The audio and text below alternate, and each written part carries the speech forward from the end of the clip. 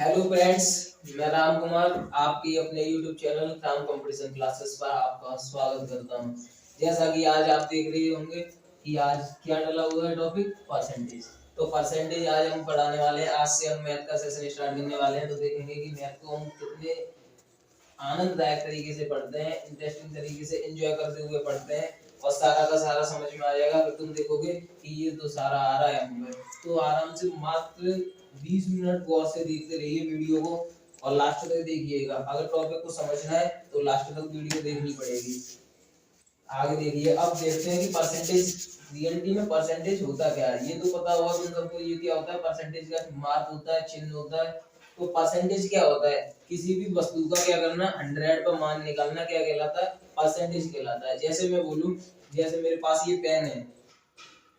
Pen है, तो मैं बोलूं कि ये पेन कितनी वर्दी है, तो आप बोलोगे, आपको क्या बोलना है, 100% वर्दी है। अगर मैं इस पेन की तुलना एक नई पेन से करा दूं कि ये पेन इसकी तुलना में कितनी वर्दी है, तो क्या बोलोगे तुम कि ये वाली जो पेन है ना, इसकी तुलना में लगभग 60% वर्दी है। कितनी वर्दी है, 60%। तो जब तक किसी वस्तु की दूसरी वस्तु से क्या नहीं कराई जाए, तुलना नहीं कराई जाती, जब तक वो वस्तु अपने आप में कितना होती है, 100% होती है। तो हम बोल सकते हैं कि जो परसेंटेज की वैल्यू होगी वो कितनी होगी, 1/100 होगी। यहाँ तक बात तो समझ में आ गई होगी आप सभी को। अब देखते हैं कि 100 अगर कोई भी वस्तु 100% है तो वो कितनी है अपने आप में। ये देखो, 100 इंटू 1/100। परसेंटेज की जगह हमने क्या लगाया, 1/100 लगा लिया। 100 से 100 कट के तो कितना आता है, 1। कितना आ गया, 1। अब यहाँ से भी तुम्हें देखने को मिल रहा होगा, अगर कोई भी वस्तु अकेली है तो वो अपने आप में कितने परसेंट है, 100% है। यहाँ तक समझ में आ गया होगा। अब आगे देखते हैं कि 75%। 75% क्या होगा, 75%। 75% की फ्रैक्शन वैल्यू बनाएंगे तो क्या आएगी, 1/100। 25 3 या कितने होते हैं, 75 और 25 हो जाएगा, कितने होते हैं, 100। तो इसकी जो फ्रैक्शन वैल्यू बन के आएगी वो आ जाएगी 3/4। आगे देखते हैं, जैसे मैंने बोला कि 50%। कितना, 50%। अब 50% को क्या बोलेंगे, अगर बोलें तो 50 इंटू 1/100। तो 50 बन जाए 50 और 52 या 100, तो इसकी फ्रैक्शन वैल्यू कितनी बन के आती है, 1/2 बन के आती है। आगे देखेंगे 25%। 25% को क्या बोलेंगे, तो 25 इंटू 1/100। कितना, 25 इंटू 1/100। समझ में नहीं आ रहा हो तो पूछ सकते हो। तो 25 बन जाए 25 और 25 हो जाए, कितने होते हैं, 100। तो इसकी जो फ्रैक्शन वैल्यू कितनी आएगी, वो आ जाएगी 1/4। यहाँ से तुमने एक चीज देखी होगी, एक चीज नोट की होगी तुमने कि जो प्रत्येक चीज है, जो परसेंटेज ला रही थी इधर, और यहाँ पर क्या करने से, 100 का डिवाइड देने से परसेंटेज क्या हो जाती है, हट जाती है। और जो वैल्यू है वो कैसी बन जाती है, फ्रैक्शन के रूप में आएगी या कैसे भी आएगी, पर उसके साथ में क्या नहीं आएगी, परसेंटेज नहीं आएगी। तो यहाँ पे तुम एक चीज नोट कर सकते हो कि परसेंटेज को हटाने के लिए 100 का क्या करते हैं हम, 100 का भाग देते हैं। क्या देते हैं, 100 का भाग देते हैं। अब आगे देखते हैं कि ये बात समझ में आई होगी तुम्हें। अब आगे बात करें जस्ट अपोजिट, इसका जस्ट अपोजिट देखते हैं। जैसे मैं बोलूं 3/5, तो 3/5 को कितना बोलेंगे, जैसे 3/5 है तो 3/5 इंटू 100। 5 से ये कितनी बार कट गए, 20 बार, और जब ये आंसर कितना आएगा, 60%। अभी ये तुमने लगा होगा ये तो बहुत ज्यादा सिंपल है, लेकिन जब तुम देखोगे कि ये यूपी पुलिस के पेपर में आया हुआ क्वेश्चन है, यूपी पुलिस के पेपर में इतने सिंपल भी क्वेश्चन आते हैं। अब तुम पर करना आ गया तो तुम बहुत जल्दी कर सकते हो, तुम्हें सिंपल लग रहा है। अगर तुम पर नहीं आता तो यही तुम्हें क्या लगता, कठिन लगता। इसलिए लास्ट तक वीडियो को देखते रहें, और अच्छी लगे तो लाइक करें और अधिक से अधिक शेयर करें। आगे देखते हैं जैसे 1/7। अब 1/7 को क्या करेंगे, तो 1/7 इंटू क्या हो जाएगा, 100 हो जाएगा। तो 100/7 ये कितना होता है, 14 सही 2/7%।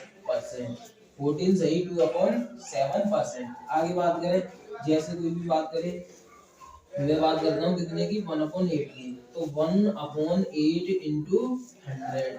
तो 4 का टेबल आता है, 4 2 या कितने होते हैं, 8, और 4 से कितनी बार करते हैं, 25।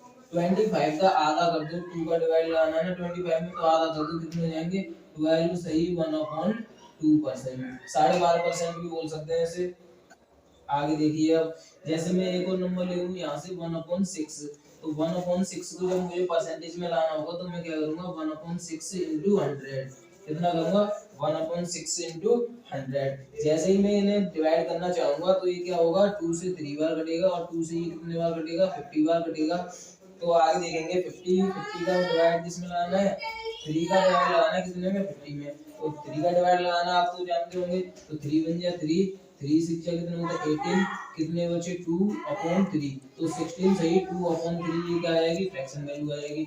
अब मेरे से ये मत बोलना कि सर भाग लगाना सिखा दूं, आप इतने छोटे बच्चे तो है नहीं हो, 12th कर चुके हो, भाग तो आता ही होगा ऑब्वियसली तुम्हें। अब आगे देखते हैं, अब इतनी बात तो तुम्हें समझ में आ गई होगी। अब आगे बात करेंगे किसकी क्वेश्चनों की, आगे देखेंगे कि कैसे कैसे क्वेश्चन आते हैं पेपरों में।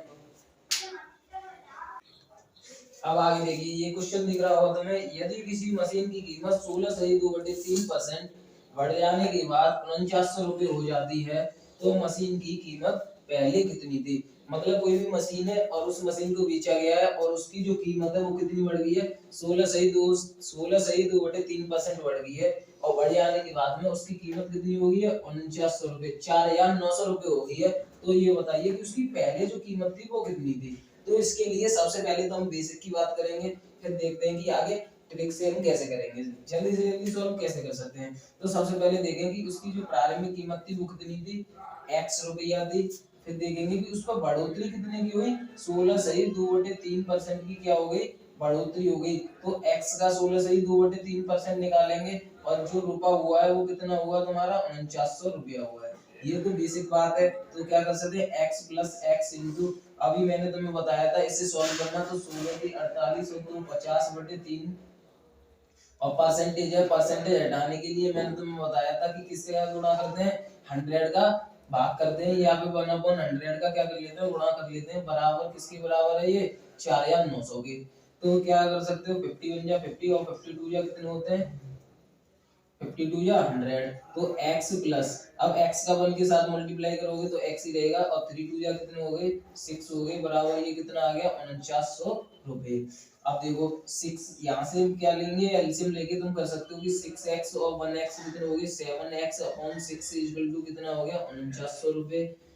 अब x की वैल्यू निकालनी है तुम्हें 4900 इंटू 6/7, 7 से ये कितनी बार कट गया 7 बार, 7 7 या 49 होते हैं, तो x कितना हो जाएगा 4200 रुपए, कितना हो जाएगा 4200 रुपए। ये है तुम्हारा पूरा का पूरा बेसिक कॉन्सेप्ट कि कैसे निकल के आता। अब हम ट्रिक की बात करें तो ट्रिक से देखते हैं। अब हम ट्रिक, ये ट्रिक भी नहीं बोल सकते, इसे बोलते हैं फ्रैक्शन मेथड। एक तरह से